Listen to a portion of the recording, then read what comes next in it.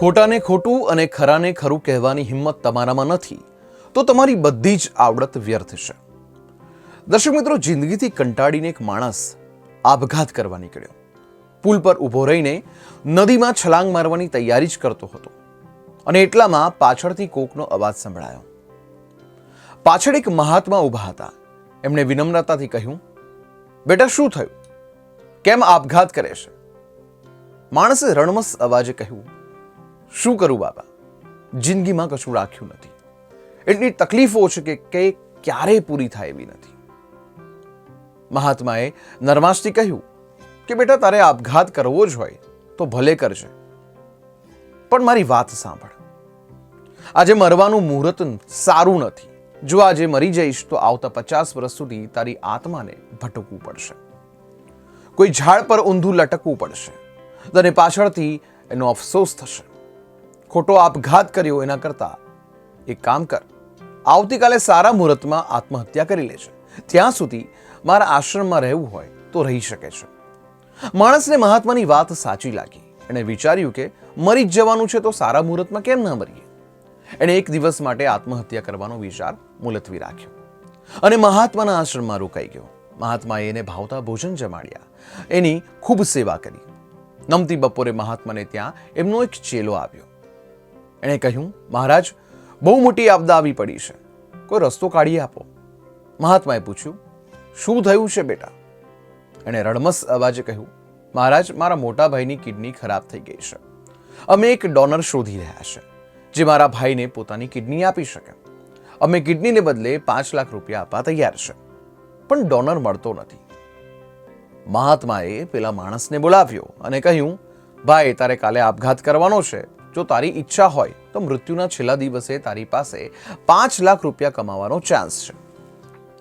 માણસે ઉત્સાહપૂર્વક પૂછ્યું, કેવી રીતે? મહાત્માએ જવાબ આપ્યો, આ ભાઈને કિડનીની જરૂર છે, એની સામે 5 લાખ રૂપિયા આપવા તૈયાર છે. ભઈલા, તારે તો કાલે મરવાનું જ છે, તો જતા જતા તારી કિડની આપી દે, તને 5 લાખ રૂપિયા મળી જશે. તારી પાસે 1 કલાકનો સમય છે, જા વિચારી લે, પછી જવાબ આપજે. 1 કલાક પછી એ માણસ મહાત્મા પાસે આવ્યો. એનો ચહેરો નિરાશ હતો.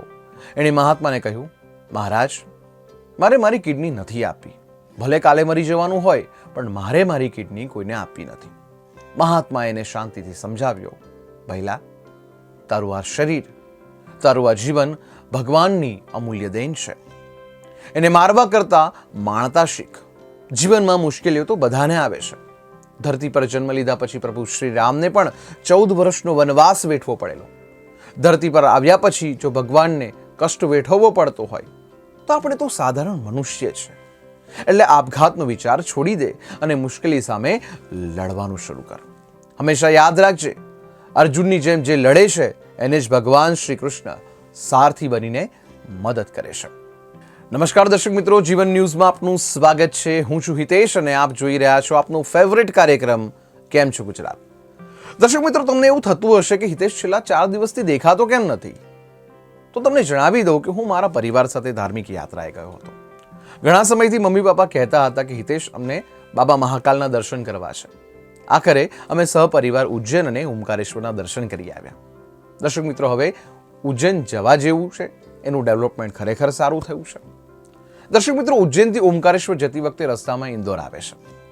ઇન્દોર જવાના હો તો ત્યાંના શરાફા બજાર જવાનું ભૂલતા નહીં. તેની ખાણીપીણીના આખા વિશ્વમાં બોલબાલા છે.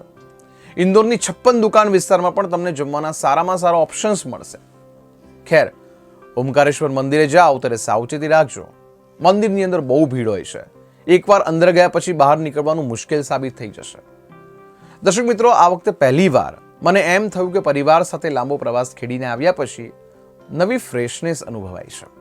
તમારે પણ વર્ષમાં 2-4 વખત પરિવાર સાથે નાનો મોટો પ્રવાસ કરવો જોઈએ. આપણા વ્યસ્ત શેડ્યુલમાંથી થોડો સમય વિરામ લેવામાં કશું ખાટું મોડું થઈ જવાનું નથી. દર્શક મિત્રો, કેમ છો ગુજરાત માત્ર કાર્યક્રમ જ નહીં પણ તમારા સુધી પહોંચવાનું સચોટ માધ્યમ છે. આપના હૃદયને સ્પર્શવાની સોનેરી તક છે. આપની સાથે કનેક્ટ થવાનો યોગ છે અને સાથે સાથે સમાજ જીવનને અલગ રીતે પ્રેઝન્ટ કરવાનો મોકો છે. અમારો દાવો છે કે કેમ છો ગુજરાત કાર્યક્રમ જોઈને તમે અમારા દોસ્ત બની જશો. મિત્રો, કેમ છો ગુજરાતને દર્શકોના પ્રતિભાવ મળવાના શરૂ થઈ ચૂક્યા છે.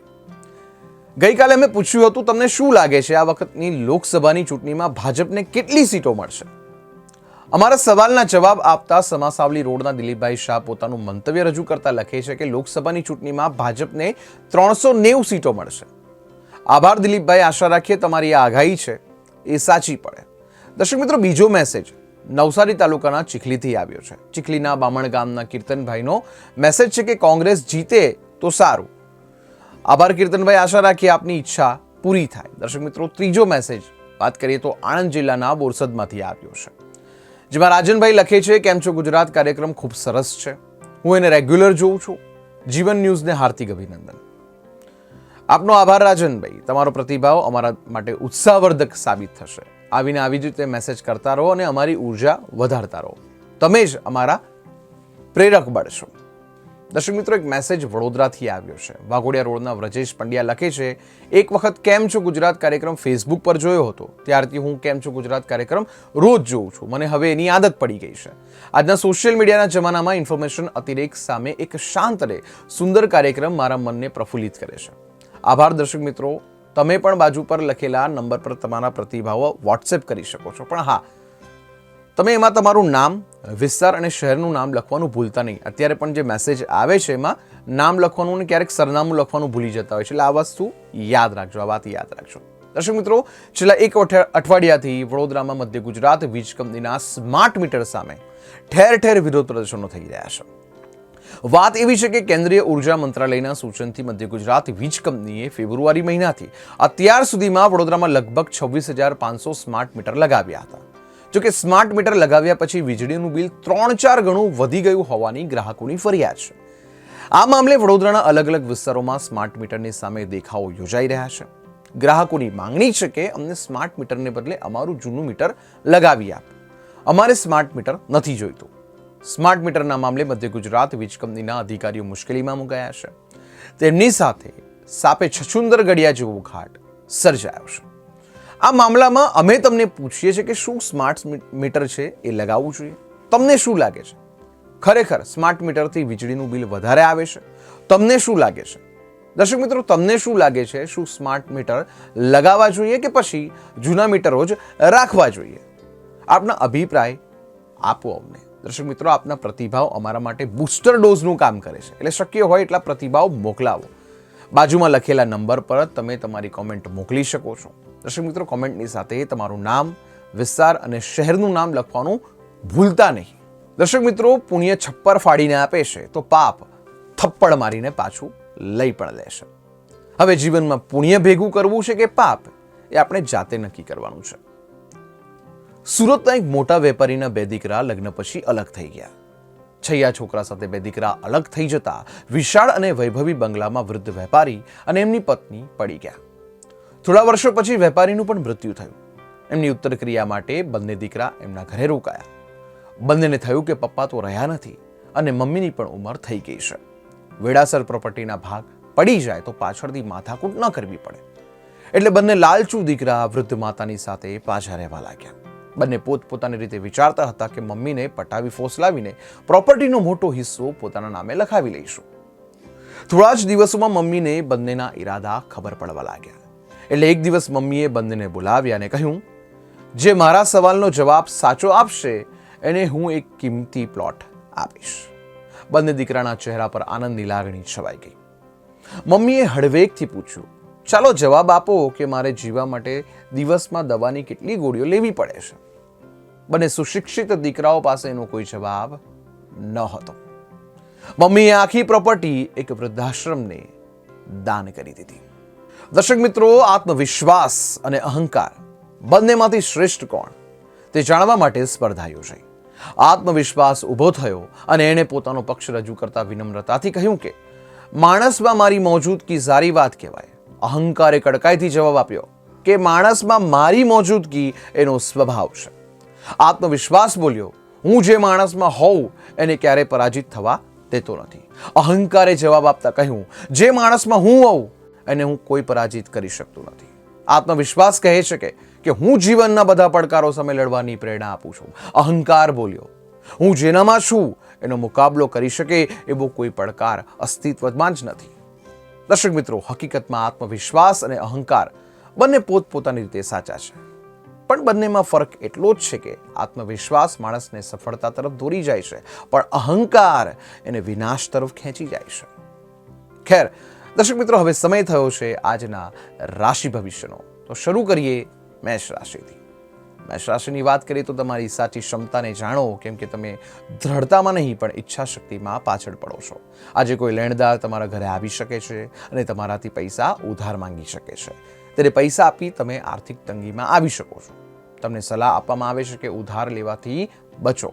ખુશખુશાલ ઉર્જાસભર પ્રેમાળ મૂડમાં તમારો આનંદી સ્વભાવ તમારી આસપાસના લોકો માટે તથા ખુશી તથા આનંદ લાવશે. અને જીવનસાથી સાથે સમય પસાર કરવા માટે તમારી પાસે પર્યાપ્ત સમય હશે. મનુષ્યનું વિશ્વ વિચારો દ્વારા બનાવવામાં આવ્યું છે. એક સારી પુસ્તક વાંચીને તમે તમારા વિચારધારાને મજબૂત કરી શકો છો. વાત કરીશું વૃષભ રાશિની. મિત્રો, તમારો પરિચય કોઈક ખાસ વ્યક્તિ સાથે કરાવશે જે તમારા વિચારો પર નોંધપાત્ર અસર છોડશે. નિવેશ કરવું ઘણી વખત ફાયદેમંદ હોય છે. આ વાત તમને આજે સમજમાં આવી શકે એમ છે, કેમ કે કોઈ જૂના નિવેશથી તમને આજે એનો લાભ થશે. વૈવાહિક જોડાણમાં પ્રવેશવા માટે આ સારો સમય છે. અણધાર્ય સ્થળેથી તમને મહત્વનું આમંત્રણ મળશે. તમારા જીવનસાથી સાથે અનાયાસે કશુંક અદ્ભુત કરશે, જે તમારી માટે ખરેખર અવિસ્મરણીય બની રહેશે. અને તમારે વાહન ચલાવતા સમયે થોડી સાવચેતી રાખવાની જરૂર છે. કોઈ વ્યક્તિની બેદરકારી તમને ભારે પડી શકે છે. વાત કરીશું મિથુન રાશિની. તમારું સ્વાસ્થ્ય અને દેખાવ સુધારવા માટેની બાબતો હાથ ધરવા માટે અઢળક સમય મળશે. માતા અથવા પિતાની સેહત પર આજે તમારે વધારે ધન ખર્ચ કરવું પડી શકે છે. આનાથી તમારી આર્થિક સ્થિતિ બગડશે, પરંતુ સંબંધોમાં મજબૂતી આવશે. તમારા મિત્રો સાથે તમે વિતાવેલા સારા સમયને યાદ કરી મિત્રતાને નવપલ્લવિત કરવાનો આજે સમય છે. તમારા લગ્ન જીવનમાં આજનો દિવસ વિશિષ્ટ છે. આજે તમને કશુંક ખરેખર અસાધારણ અનુભવવા મળશે. આજનો દિવસ પરિવાર અથવા મિત્રો સાથે વિતાવશે. કર્ક રાશિની વાત કરીએ.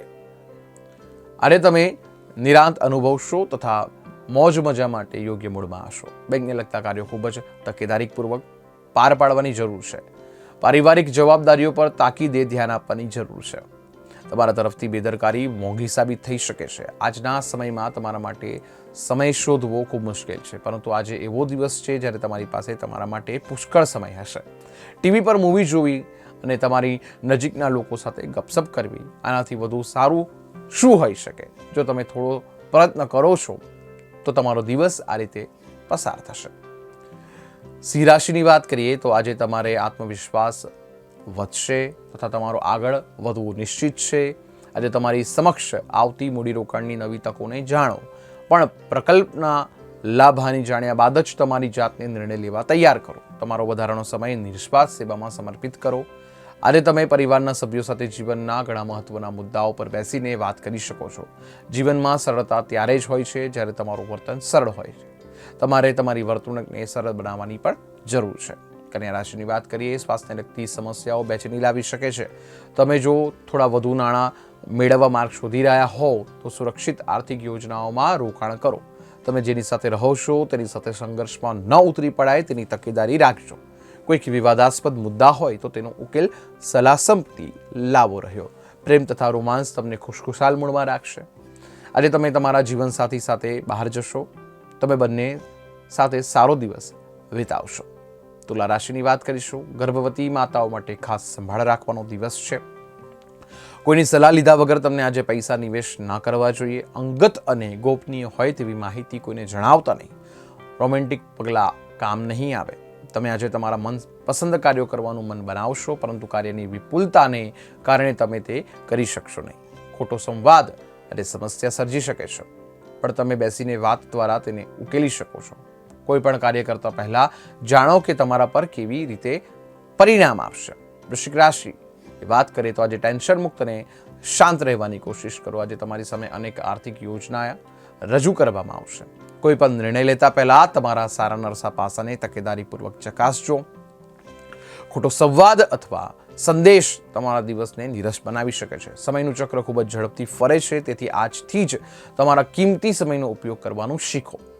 લોકોનો ચંચુપાદ આજે તમારા જીવનસાથીના તમારા સંબંધોને નુકસાન પહોંચાડી શકે છે. જો એક નાનો વ્યક્તિ પણ તમને સલાહ આપે છે તો તે સાંભળો, કારણ કે ઘણી વખત તમને નાના લોકો પાસેથી જીવન જીવવાની મોટી શીખ મળે છે. ધનરાશિની વાત કરીએ, તમારો મજબૂત પ્રતિકાર તથા નિર્ભયતા તમારા માનસિક સામર્થ્યમાં જબરજસ્ત વધારો કરશે. આજે નાણાં સંભાળવામાં તમને મુશ્કેલી પડશે. તમે વધુ પડતો ખર્ચ કરી બેસશો, કાં તમારું વોલેટ ખોવાઈ જશે. બેદરકારીને કારણે કેટલું તો નુકસાન ચોક્કસ છે. સામાજિક કાર્યક્રમો, વગદાર તથા મહત્વના લોકો સાથે સંબંધ સુધારવા માટેની શ્રેષ્ઠ તક સાબિત થશે. તમારા પ્રિય પાત્રના કઠોર શબ્દોને કારણે તમારો મૂડ કદાચ વ્યગ્ર થઈ શકે છે. આજે જીવન સાથી સાથે સમય પસાર કરવા માટે તમારી પાસે પર્યાપ્ત સમય હશે. આ સપ્તાહમાં પરિવાર સાથે ખરીદી પર જવું શક્ય છે, પરંતુ ખિસ્સા પર ખરીદી કરવી ભારી પડી શકે છે. વાત કરીએ મકર રાશિની. તમારા સ્વાસ્થ્યની સંભાળ રાખો. તમારા માતા પિતા આજે તમારી ફિઝુલ ખર્ચી જોઈ ચિંતિત થઈ શકે છે અને તમને તેમના ગુસ્સાનો ભોગ પણ બનવું પડે છે. તમારા સાથીને ફક્ત તમારી પાસેથી થોડો સમય જોઈએ છે, પરંતુ તમે તેમને સમય આપવા માટે અસમર્થ છો, જેનાથી તે નિરાશ થશે. આજે તેની નિરાશા સ્પષ્ટતા સાથે સામે આવી શકે છે. આજનો દિવસ તમારા લગ્ન જીવન માટે ખરેખર મહત્વનો છે. તમે તમારા જીવનસાથીને કેટલો પ્રેમ કરો છો તેની જાણ તેને થવા દો. આજે તમે કોઈ મિત્રને કારણે કોઈ મોટી મુશ્કેલીમાં ફસાઈ જવાનું ટાળી શકો છો. કુંભ રાશિની વાત કરીએ, ગર્ભવતી મહિલાઓ માટે બહુ સારો દિવસ નથી. ચાલતી વખતે તમારે વધારે સાવચેતી રાખવી જોઈએ. જે લોકો પોતાના નજીકીઓ અથવા સંબંધીઓ જોડે ભાગીદારીમાં વેપાર કરી રહ્યા છે, તેમને આજે ઘણું સોચી અને વિચારીને પગલાં લેવાની જરૂર છે, નહીંતર આર્થિક નુકસાન થઈ શકે છે. તમે હંમેશા સાંભળવા માંગતા હતા એ સાર વખાણભર્યા શબ્દોની આજે લોકો તમારા પર વર્ષા કરશે. લગ્ન એક આશીર્વાદ છે ને આજે તમને એનો અનુભવ થવાનો છે. સફરમાં કોઈ સુંદર અજાણી વ્યક્તિને મળવું તમને વધુ સારું લાગશે. અંતે વાત કરીશું મીન રાશિની. તબિયત પર ધ્યાન આપવું પડશે. અને તમારી કોઈ ચલ સંપત્તિ ચોરી થઈ શકે છે, તેથી જેટલું શક્ય હોય તેટલું આનાથી બચો. તમે તમારા સંતાન પાસેથી કોઈક પાઠ શીખવાના છો. આ રાશિના લોકો ખૂબ જ રસપ્રદ હોય છે. કેટલીક વાર તેઓ લોકો વચ્ચે ખુશ હોય છે, કેટલી વખત ખાનગીમાં, છતાં એકલા સમય પસાર કરવો એટલું સરળ નથી. તેમ છતાં આજે તમે ચોક્કસપણે તમારા માટે થોડો સમય કાઢવામાં સમર્થ હશો.